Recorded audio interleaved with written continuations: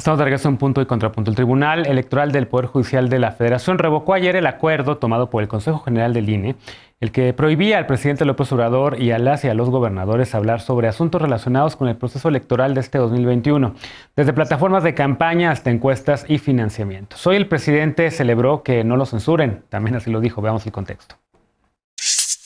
El presidente López Obrador podrá hablar del proceso electoral durante sus conferencias matutinas. Ayer el Tribunal Electoral del Poder Judicial de la Federación revocó el acuerdo por el cual el Consejo General del Instituto Nacional Electoral limitaba las expresiones políticas del presidente. La Sala Superior determinó que el Consejo General del INE se excedió al dictar medidas y lineamientos con alcances para todos los servidores públicos de todos los niveles, cuando tenía que ser solamente para el presidente. Hace un mes, el Consejo General del Instituto Nacional Electoral acordó los parámetros a seguir por el Ejecutivo Federal y los locales al expresarse públicamente para garantizar que los procesos electorales se desarrollen en equidad y libertad. Entre las manifestaciones prohibidas está hablar de financiamiento de partidos políticos, candidaturas, etapas del proceso electoral, coaliciones, plataformas electorales, campañas y encuestas de intención o preferencia electoral. El Tribunal Electoral consideró que este acuerdo no implicó la emisión de medidas cautelares, sino la imposición de medidas de no repetición.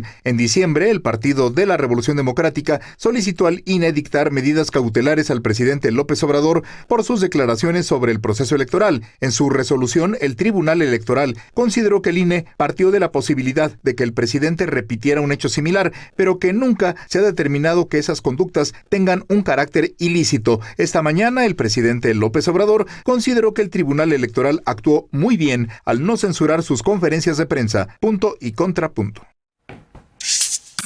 Bueno, también a este tema le hemos dado seguimiento a lo largo del año. Lisa, finalmente hay una conclusión. El presidente no va a tener que usar cubrebocas electoral, va a poder hablar de lo que quiera en las mañaneras, al igual que las gobernadoras, la gobernadora y la jefa de gobierno y los demás gobernadores de las entidades federativas. ¿Cómo lo ves? ¿Ganó la libertad de expresión? ¿Se desnivela la cancha? ¿Cuál es para ti tu argumento, tu punto? Vamos con el punto primero. Híjole, yo no tengo la verdad es que una opinión completa y absolutamente formada sobre esta sentencia porque hay cosas que no entiendo. Por ejemplo, no entiendo por qué hubo un argumento de que en realidad no se estaban dictando medidas cautelares, sino medidas de no repetición. Ahí ojalá que ahorita Jorge nos pueda clarificar un poquito cuál fue el racionamiento de la mayoría en el Tribunal Electoral. Me parece que en mesas anteriores, incluso lo habíamos mencionado, había definiciones importantes dentro de la ley de lo que se podía decir, de lo que no se podía decir. Se habían dado ya algunos casos en los cuales en la mañanera pues el presidente abiertamente lo había violado. Las quejas me parecían procedentes en el sentido de que los partidos lo que decían era, bueno, porque no se transmita en su totalidad o que no se transmita durante el periodo electoral. En fin, me parecía que la discusión era interesante. Yo creo que sí hay un punto de libertad de expresión, pero sí concuerdo también con los razonamientos de Otálora, que es una de las ministras minoritarias que perdió en esto, donde ella lo que dice es, no se nos olvide que la voz de la mañanera no es la voz de cualquier representante de la Administración Pública Federal, sino del presidente, y que en ese sentido pues tiene a su alcance medios, audiencias, recursos que son distintos a los que tiene cualquier otro miembro de esa Administración Pública Federal, y que por lo tanto pues la medida tenía que estudiarse en la particularidad que supone que sea el presidente y no sea cualquier ejercicio de comunicación social de los logros del gobierno, que era justamente pues un poco la papa caliente del tribunal, ¿no? Definir si había comunicación social y logros o actividades del gobierno, o si eran actos abiertamente de propaganda que desnivelaban, como bien dice la nota, pues la cancha electoral para el resto de los partidos. Ahí sí me gustaría escuchar más bien de los que sí son abogados para entender un poquito si había fundamento o no para hacer esta distinción, o si en realidad pues fue alguna de estas jugarretas, como dice Eder, legaloides, sobre la cual pues decidieron fallar a favor del presidente. Ahí sí me declaro incompetente en la materia, así que ojalá Jorge nos ayude. Bueno, pues como ya le diste el pase directo a Jorge, yo vi que Estefanía levantó la mano, pero vamos a escuchar primero a Jorge y después escuchamos también a la otra abogada. Adelante, Jorge. Agradezco el pase, Elisa, pero sí, a ver, ¿qué pasó realmente? Que el Tribunal Electoral es un carnaval, básicamente, y es una fiesta y lo lleva haciendo desde hace mucho tiempo, y tres magistrados subordinados un poco al poder en turno, sea Morena o el PRI, votaron o le dieron una salida legaloide, como diría el querido Eder, para darle trámite. No sé si le diría legaloide a esta, porque seguramente se hizo justicia al Tlatuani, pero al final del día creo que dos magistrados, Otálora y Rodríguez, Reyes Rodríguez, pues mantienen un poco la congruencia. Esta discusión entre ser una medida inhibitoria o de no repetición básicamente pasaba porque el tribunal se preguntaba si digamos, el INE estaba no tratando de prevenir futuras violaciones, sino más bien sancionando violaciones que ya habían sido cometidas por el presidente, digamos, hablando en materia electoral o haciendo promoción en su gobierno, y entonces este tema pertenecía realmente a un juicio, a un tema de fondo, y no a una medida precautoria. Creo que es una discusión ociosa, porque al final del día la pregunta que habría que hacerse es si, no todo, pero gran parte de lo que se habla en la mañanera es un tema de elecciones. Y creo que el presidente utiliza esa plataforma para posicionar su gobierno y todos lo sabemos, para monopolizar un poco el discurso. Yo no veo en gran medida un gran ejercicio democrático en las mañaneras o en las conferencias. Lo vimos hoy en la mañana, que dijo ya chole, entre otras cuestiones. Entonces, pues, al final del día creo que el Tribunal Electoral le da un poco el pase o la salida al presidente para que no tenga que usar tapabocas o cubrebocas electoral, aunque hay, creo, una segunda pregunta de fondo, ¿no? ¿Qué tan madura es nuestra democracia para soportar la defensa del presidente de su programa de gobierno? Esto es, en Estados Unidos, que no es para nada la mejor democracia del mundo y lo hemos visto últimamente, cuando el presidente quiere reelegirse, pues justamente él es el primero en hacer campaña y en defender su gobierno desde sus conferencias, ¿no? Entonces creo que también tenemos que pasar a una discusión mucho más profunda de qué entendemos por, digamos, el tema electoral como tal, y dejar de pensar en una elección de niños bien portados, sino pues entrarle al debate. Creo que el presidente está en todo su derecho a debatir los logros de su gobierno, pero no definitivamente a monopolizar la discusión. Ahí creo que sí desbalancea, digamos, el tablero. A ver, vamos a ver el contrapunto de la otra abogada, de Veloz, que levantó la mano hace ratito. Adelante. Sí, a ver, yo no comparto lo que se decía hace un rato, porque creo que lo que se resolvió fue la queja que puso el PRD. ¿Por qué? A ver, el INE aprobó un acuerdo donde permitía que Andrés Manuel López Obrador siguiera sus mañaneras o sus conferencias matutinas, pero que no podía hablar de ciertas cosas, como bien decía Lisa, son 6 puntos importantes: encuestas, la vida de los partidos, el panorama en el radio y la televisión, de los espacios que se le están dando, no solamente él, sino las otras personas que están a cargo de estados, o sea, gobernadores y gobernadoras. Ahora, el PRD, a partir de lo que dijo el presidente el 23 de enero, hablando de la alianza Va por México y tal, lo que dijo es que el presidente estaba violando el artículo 41 y el artículo 134 de la Constitución, o sea que no estaba siendo equitativo el terreno de la contienda electoral.